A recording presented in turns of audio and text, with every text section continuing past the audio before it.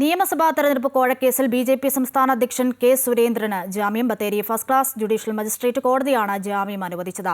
വ്യാജക്കേസെന്നും കോടതി 2 തവണ കുറ്റപത്രം തള്ളിയതാണെന്നും സുരേന്ദ്രൻ പ്രതികരിച്ചു. വയനാട് പുനരധിവാസത്തിൽ സർക്കാർ സമ്പൂർണ്ണ പരാജയമാണെന്ന് തെളിഞ്ഞതായും കെ. സുരേന്ദ്രൻ പരിഹസിച്ചു. ആശാ വർക്കർമാരുടെ സമരത്തിന് പിന്തുണ നൽകി 27, 28 തീയതികളിൽ രാപ്പകൽ സമരം നടത്തുമെന്നും സുരേന്ദ്രൻ പറഞ്ഞു. ഇത്രയും ദിവസം ഒരു കേന്ദ്രത്തെ കുറ്റം പറഞ്ഞുകൊണ്ട് പുനരധിവാസത്തിന്റെ കാര്യത്തിൽ പലതരത്തിലുള്ള കള്ളപ്രചാരണങ്ങൾ നടത്തി. പക്ഷെ പുനരധിവാസ പ്രക്രിയ ആരംഭിക്കുമ്പോഴാണ് മനസ്സിലായത് ഒരു തയ്യാറെടുപ്പ് ഇവിടെ നടന്നിട്ടില്ല. ആദ്യം 2 എസ്റ്റേറ്റുകൾ പറഞ്ഞു, ഇപ്പോ 2ൽ 1 ആദ്യം കൊടുക്കാമെന്ന് പറഞ്ഞ സ്ഥലത്തിന്റെ പകുതിയായി.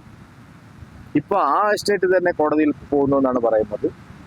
അപ്പോൾ ഒരു തരത്തിലുള്ള തയ്യാറെടുപ്പ് എന്തിനായിരുന്നു? ഇവിടെ ഒരു മന്ത്രിസഭ ഉപസമിതി അവരെന്താണ് ചെയ്തുകൊണ്ടിരുന്നത്? സമ്പൂർണമായിട്ടുള്ള പരാജയമാണ് വയനാട് പുനരധിവാസം. എല്ലാ അർത്ഥത്തിലും പാളിച്ചുകൊണ്ട് ബഹുമാനപ്പെട്ട കേരള ഹൈക്കോടതി ചോദിച്ചതുപോലെ ഈ കാശ് മുഴുവൻ കയ്യിലുണ്ടായിട്ടും എന്തുകൊണ്ടാണ് പുനരധിവസിപ്പിക്കാൻ നിങ്ങൾ മടിക്കുന്നത്?